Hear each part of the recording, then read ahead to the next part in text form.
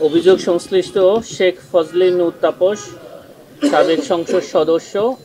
এবং সাবেক মেয়র, ঢাকা দক্ষিণ সিটি কর্পোরেশন, দায়িত্ব পালনকালে স্বীয় ক্ষমতার অপব্যবহারপূর্বক বিভিন্ন অনিয়ম ও দুর্নীতির মাধ্যমে জ্ঞাত আয়ের সাথে অসঙ্গতিপূর্ণ ৭৩ কোটি টাকারও বেশি মূল্যের সম্পদের মালিকানা অসাধু উপায়ে অর্জনপূর্বক ভোগ দখলে রেখে এবং তার নামেও ২৭টি ব্যাংক হিসাবে প্রায় ৫৩৯ কোটি টাকারও বেশি অস্বাভাবিক লেনদেন এবং ২,৬৩,০০০ টাকারও বেশি মার্কিন ডলার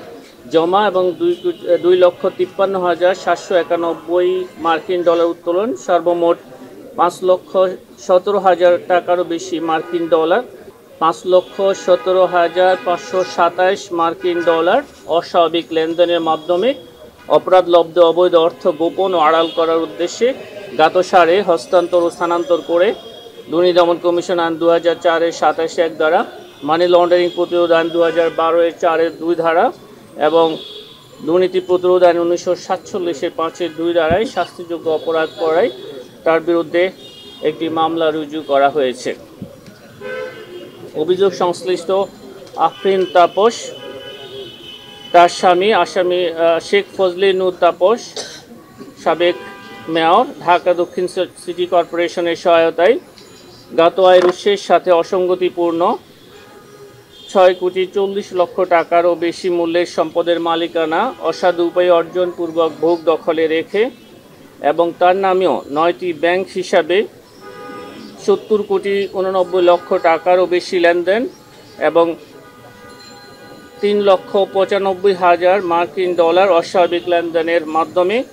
অপরাধলব্ধ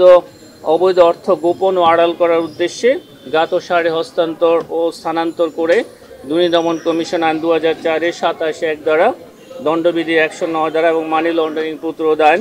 ২০১২-এর ৪-এর ২ ধারায় শাস্তিযোগ্য অপরাধ করায় আরও একটি মামলা রুজু করা হয়েছে। শেখ ফজলে নূর তাপসের নামে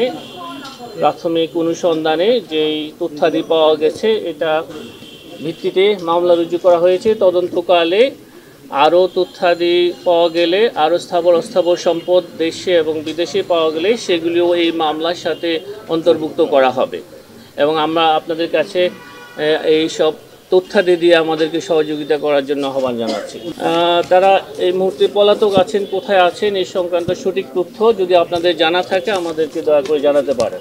তদন্ত শেষে বা তদন্তকালীন সময়ে যারা পলাতক আছেন তাদেরকে ফিরিয়ে আনার বিষয়ে ফৌজদারি কার্যবিধি অনুসরণ করে পরবর্তী কার্যক্রম গ্রহণ করা হবে এবং এই সংক্রান্ত কার্যক্রম জন্য তদন্তকারী কর্মকর্তা তারা ইখতিয়ারবান, তারা ঠিক করবেন কী প্রক্রিয়ায় এবং কিভাবে কখন তাদেরকে দেশে ফিরিয়ে নিয়ে আসা যায়। ধন্যবাদ সকলকে।